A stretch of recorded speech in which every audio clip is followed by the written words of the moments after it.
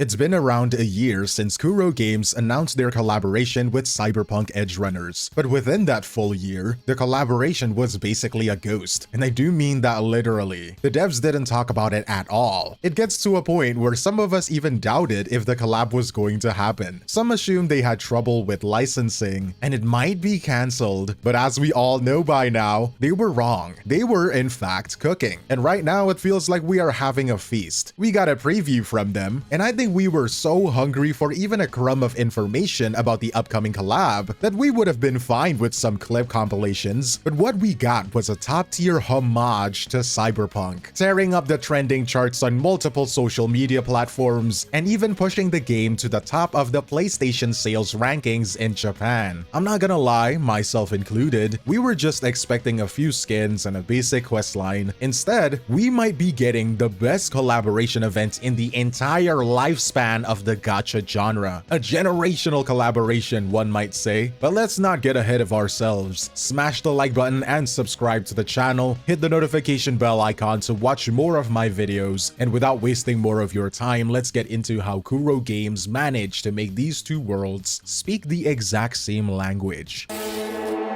Good morning, Solaris! Wait a minute, I swear I heard that before. Good morning, Night City! Oh, okay, so that's where they got it from. You know, we have all seen it before, especially in the gacha space. Most collaborations are just lazily done. Bring in the characters, make a really boring filler story quest, give rewards, and honestly, that's about it. They'll even make a special spending event for it too. A quick cash grab. Everybody loves those, but Kuro Games went for something a lot more deliberate. For something as little as the preview for the entire collaboration, they reskinned the entire iconic radio opening scene from Cyberpunk 2077 bar for bar. You get the same rhythmic delivery and the same solid and sturdy 30 counts for the local news. They even kept the host's name, Your Man Stan. At this point, it might be the same exact guy. They literally managed to bridge an urban rotten night city and a high sci-fi universe like Wuthering Waves. Kuro isn't just renting the most favorite characters from the Cyberpunk universe, they are trying to integrate the whole soul of the Edgerunners IP. Because let's be real, this level of homage won't ever go unnoticed. The trailer hit the trending tab almost immediately. The official Game Awards Twitter accounts made a post about it. We have Epic Games, Red Magic. This is a massive deal. Seeing these characters standing in Solaris feels like it was always the plan. It is a plan that is clearly paying off too, because following the teaser, Wuthering Waves is currently topping the PlayStation sales charts in Japan, which is honestly amazing to see. Cyberpunk's art style is basically sharp lines and neon colors, and moving all that to a game like Wuthering Waves is definitely not easy. We saw it firsthand how hard it could be for a game like Honkai Star Rail, because they changed the whole vibe for Archer, 𝗖cie𝗽𝗆𝗵𝘁. Like, look at those eyes, it's not even close. And let's not even talk about Caster here, but somehow Kuro Games just doesn't miss. I have seen a lot of people straight up glazing the character models, and how they look ripped straight out of the anime, while simultaneously looking like they naturally belong in the world. They kept that distinct, aggressive edginess without making the models feel out of place against the game's textures. 𝗖cie specifically is being described as a 100% carbon copy of her anime counterparts. Rebecca's outfit was not censored or changed for the game, maintaining her original design perfectly, blowing the minds of multiple people that saw it. What is actually surprising is where this event is taking place. Most gacha games shove collab units into a generic event zone. Some even reused assets they made for a completely different character, making the collab event zone not make sense at all. But here, 𝗖cie and Rebecca are right in the middle of Star Torch Academy, which is a major location in the main story, and with some players who were quick to notice that 𝗖cie has a tacit mark in the preview, this confirms that these characters are literally being woven into the actual story of the WuWa universe. While 𝗖cie and Rebecca are confirmed as the primary playable units, the fact that Rebecca is a free limited 5-star collaboration character has led to a massive We Won celebrations across the timeline. A lot of people asked for a free 5-star for the anniversary. It looks like we are getting it in the form of a collab character. Kuro Games strikes again. They are my goats. It all looks great on the surface, the rendering is clean and the animations are crisp, but we are just talking about what we are seeing. We haven't talked about what we know, or at least it is about what we thought we knew about how how this story was supposed to end. The real address me elephant is the sightings of David Martinez. In the Cyberpunk Edgerunners anime, I'm gonna say a very big spoiler for the anime here, so if you don't want to get spoiled, you can just skip to the next segment.